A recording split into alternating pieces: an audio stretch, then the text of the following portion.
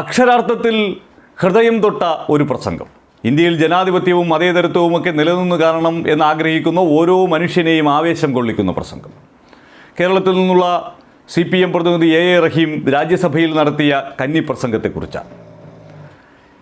തക്കം കിട്ടുമ്പോഴെല്ലാം ട്രോളിക്കൊല്ലാനും വലിച്ചു കീറാനും കാത്തിരിക്കുന്ന കേരളത്തിലെ എതിരാളികളും ഒരു വട്ടമെങ്കിലും കേട്ടിരിക്കണം റഹീമിൻ്റെ ഈ പ്രസംഗം.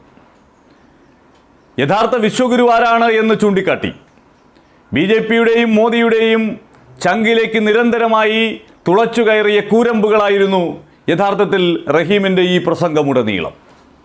കന്നി പ്രസംഗമായതുകൊണ്ട് തനിക്ക് അനുവദിച്ച 7 മിനിറ്റ് പോരാ എന്ന് പറഞ്ഞ് സ്പീക്കർ ചെയറിലിരുന്ന ഉപരാഷ്ട്രപതി ധൻഖറോട് റഹീം ഒരു അഭ്യർത്ഥന നടത്തിക്കൊണ്ടായിരുന്നു തുടക്കം.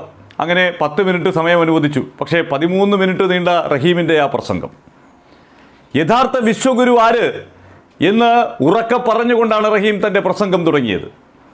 സംഘികൾ വാഴ്ത്തിപ്പാടുന്നത് പോലെ നരേന്ദ്രമോദിയല്ല ദ റിയൽ വിശ്വഗുരു തൻ്റെ സ്വന്തം നാട്ടിലെ ശ്രീനാരായണ ഗുരുവാണ് എന്ന് പറഞ്ഞ് ശ്രീനാരായണ ഗുരുവിൻ്റെ ശിവപ്രതിഷ്ഠയെയും അയോധ്യയിൽ സംഘികൾ ആഘോഷിച്ചു കൊണ്ടിരിക്കുന്ന പ്രാണപ്രതിഷ്ഠയെയും താരതമ്യം ചെയ്ത് റഹീം നടത്തിയ ആ പ്രസംഗം. Rahim, continue. I know your talent. I know your talent. I would like to start my speech with the historical words of Sri Narayana Guru. And I do believe that this is the befitting mantra for the present era. Jati bhedam madadvesham ഏതുമില്ലാതെ സർവരും സോദരത്വേനെ വാഴുന്ന മാതൃകാസ്ഥാനമാണിത്. These are the words inscribed under the Shiva Pradishta done by real Vishwaguru Sri Narayana Guru. ജാതിഭേദം മതദ്വേഷം ഏതുമില്ലാതെ സർവരും സോദരത്വേനെ വാഴുന്ന മാതൃകാസ്ഥാനമാണിത് എന്ന് എഴുതി വച്ച ശ്രീനാരായണ ഗുരുവാണ് യഥാർത്ഥത്തിൽ മഹനീയതയുടെ മതേതരത്വത്തിൻ്റെ വലിയ സന്ദേശം നൽകിയത് എന്ന് റഹീം ചൂണ്ടിക്കാട്ടുമ്പോൾ അക്ഷരാർത്ഥത്തിൽ സംഘികൾ തലകുമ്പിട്ടിരിക്കുകയായിരുന്നു. റഹീം ഒരുപാട് സംസാരിച്ചു. തൊഴിലില്ലായ്മയെക്കുറിച്ച്, പണപ്പെരുപ്പത്തെക്കുറിച്ച്, മണിപ്പൂരിനെക്കുറിച്ച്, ഗ്യാസ് വിലവർധനയെക്കുറിച്ച്, പെട്രോൾ ഡീസൽ വിലവർധനയെക്കുറിച്ച്, ഈ രാജ്യം പട്ടിണി പാവങ്ങളുടെ രാജ്യമായി മാറുന്നു എന്നുള്ള പച്ചയായ യാഥാർത്ഥ്യത്തെക്കുറിച്ച്, അങ്ങനെ മോദി ഭരണത്തിന് കീഴിൽ ഈ നാട് നേരിടുന്ന വെല്ലുവിളികളെക്കുറിച്ചെല്ലാം കൃത്യമായി കാവ്യഭംഗിയോടുകൂടി സംസാരിച്ച് പ്രതിപക്ഷം എങ്ങനെയാണോ ഈ ഫാസിസ്റ്റ് ഭരണത്തിനെതിരായി ഒരു പോരാട്ടം നയിക്കേണ്ടത് അതിനുള്ള എല്ലാ ചേരുവകളും ഉൾപ്പെടുത്തി കേട്ടിരിക്കുന്ന ഓരോ മനുഷ്യൻ്റെയും ഹൃദയത്തിലേക്ക് കടക്കാൻ റഹീമിൻ്റെ ഈ വാക്കുകൾക്ക് സാധിച്ചു. നമ്മൾ ഉറപ്പായും കേട്ടിരിക്കേണ്ടുന്ന പ്രസംഗം. Sir, this is my maiden speech. So I would like to start my speech with the historical words of Sri Narayana Guru. And I do believe that this is the befitting mantra for the present era.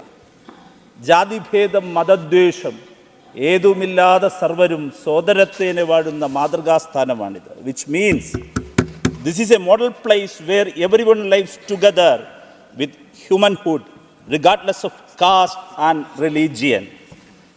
Sir, these are the words inscribed under the Shiva Pradishta done by real Vishwaguru Sri Narayana Guru, the social reformer who walked in the front with Renaissance values. Sir, there is a reason behind me quoting Sri Narayana Guru's words at the time of Shiva Pradishta. In the beginning, the Honorable President in her address was very eloquent about the Prana Pradishta in Ayodhya. It was pointed out as the biggest achievement of the government. I would like to read the preface of our Constitution, preamble of our Constitution, sir. We, the people of India, having solemnly resolved to constitute India into a sovereign, socialist, secular and democratic republic. Sir, I would like to remind you again and again, India is a secular, democratic republic. How a government can portray Ram Temple as their biggest achievement in a secular country like India, sir? In this particular context, I would like to remind you the Shiva Pradishta done by Sri Narayana Guru in my home district Trivandrum in 1888. After the Shiva Pradishta, Sri Narayana Guru inscribed the message of secularism and humanhood under it. At the same time of Prana Pradishta, 3 Christian churches were attacked in Madhya Pradesh. What is the message given by this attack, sir? Sir, this government has been trying to divide the people stop the divisive politics and start talking about the distress of common people. Come and talk about the inflation. Come and talk about the unemployment, the elephant in the room. Sir, the Honorable President's speech has turned out to be nothing more than a speech filled up with empty claims and inflated figures that have no connection with the social reality of our country. The policy announcement was expected to describe where our country is today and how the government should formulate policies for the future. But the President's speech turned out a hollow echo devoid of substance and direction. Sir, throughout her 31 pages address, the Honorable President never used the word unemployment, the elephant in the room. Sir, what is the present condition of our country? The unemployment rate has risen to 10.9% in the last October, according to the data of Center for Monitoring Indian Economy. The educated youth labor force is begging in the market for jobs. The government claims that last year the government has given government jobs to lakhs of youth in mission mode. I hope that it was about Rozgar Melas. Sir, didn't the government itself admit the Rozgar Melas were a strategy to put dust in the eyes of the people? I would like to mention my own experience. When I asked a question about Rozgar Melas in this guest house, Minister in charge of the Prime Minister's office, Dr. Jitendra Singh, has given the written answer in its 206th session of Rajya Sabha that not a single new post was created through Rozgar Melas and only appointments were made to existing vacancies. Sir, this is the reality. Sir, lakhs of posts are lying vacant in institutions under the union government. Sir, the unemployment, underemployment, and contractualization of labor are the three major evils that are faced by the Indian youth. Agnipath is a tremendous example of contractualization of the Indian job sector. Even the recruitment of army is becoming contractual. Instead of permanent appointments, the government is recruiting contract laborers in the banking sector, insurance sector, and even the railway and the PSUs. The Narendra Modi government is not creating new jobs and also have no intention to filling the permanent vacancies. Sir, this is not Amardikal, sir. Sir, this is not Amardikal for Indian youth. This is Mridakal. I urge the government that to stop contractualization and ensure permanent job for the Indian youth. Sir, now I am coming to the gig economy. A large number of India's educated youth who are gasping with unemployment are part of the gig economy. The well-educated youth are working in companies like Swiggy, Zomato, Uber, and other unorganized sectors for cheap wages, sir. They are working from street to street irrespective of rain, summer, and winter. There is not a single mention of such gig workers in this address, sir. There are no specific plans or schemes for their welfare. Sir, this is not an Amardikal. This is a Mridakal for the Indian youth, sir. Sir, inflation is increasing exorbitantly in our country. Retail inflation in India has increased to 5 to 9% according to NSO data. Moreover, inflation is higher in rural areas than cities. Sir, this has led to an increase in price commodities, including vegetables and food items. The union government has completely failed to control the price hike of essential commodities. Sir, the poor are becoming the poorest. Very shamefully, I would like to say that the government claims that it's an Amardikal at the time when the country ranks 111th of the global hunger index. Sir, while talking about the price hike, what is the price of the petrol and gas?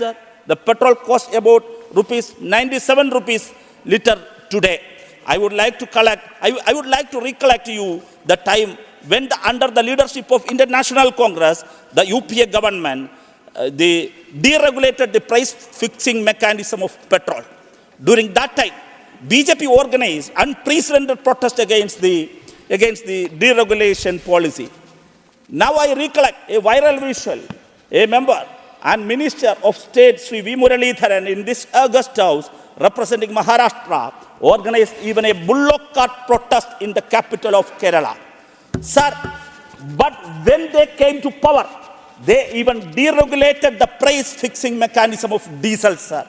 Sir, even on this budget day, the price of commercial gas cylinders increased by rupees 15.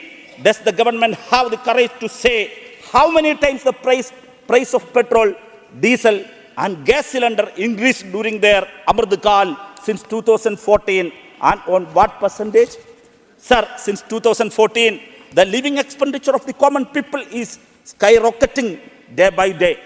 This is not an Amardkal for common people. This is for Amardkal. Sir, now I am coming to the airfare. Like the petrol and diesel, this 56 inches government doesn't have any control over airfare. The Indian private air carriers are looting domestic travelers and non-residents Indians. This 56-inch government is laughing at common people while watching this. The government doesn't have any control over the price of petrol. They don't have any control over the price of diesel. They don't have the control over airfare. They don't have control over anything that is directly affecting the lives of the common people. In short, they are rewriting the mantra of Indian democracy, of the people, by the people, for the people, to of the corporate, by the corporate, and for the corporate. Sir, the union government is implementing unproclaimed financial emergencies upon opposition-led states. They are fiscally handcuffing them for political motives. In the last sir, just a minute, sir. Sir, now I am coming to the Nari Shakti. What is the real picture of Nari Shakti? Sir, according to NCRB data, 51 women are physically or mentally being abused every hour in our country. Women were paraded nakedly in Manipur. The government was silent. We have seen what happened in Bilkis Banu case. The Honorable Supreme Court of India caught the Gujarat government's decision to grant remission to 11 convicts in the case of Banu's gang rape and murder of 7 of her family members during the 2002 Gujarat riots. Sir, I started my speech by expressing my concerns over the changing nature of secular fabric of my country. Secularism and pluralism are the soul of our country. Don't bulldoze on it, sir. Sir, why India has become a religion? Why India has not become a religious state? The only one reason for that is the secular essence of the Indian freedom movement. Sir, I am representing Kerala, which is the land of great freedom fighter and martyr Wakam Abdul Khader. He is popularly known as INA hero.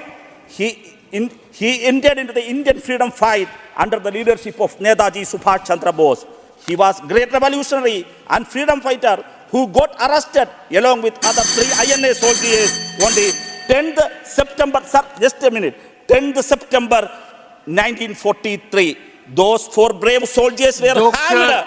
Madras St. George Fort was witnessed. M. Thambi Durai. I have given you more time than you expected. Dr. M. Thambi Durai. Okay, thank you. Half a minute. Conclude. Sir, sir. My time, sir, you have to protect me, sir. Kindly, yes, sir, just a fraction of a second. Half a minute. Just a minute. Please conclude. Sir, those 4 brave soldiers were hanged. Madras St. George Fort was witnessed an interesting incident just before they got hanged. Only 2 persons can be hanged at a time in Madras Central Jail. British officials had decided to hang Wakam Abdul Khader and Fauja Singh together, and Anandan Nair and Bardhan. The brave Wakam Abdul Khader demanded to the British to hang with the Anandan Nair. British officials asked why. That 26-year-old brave son of India said that I belong to a Muslim family. Please, nothing will go on record now.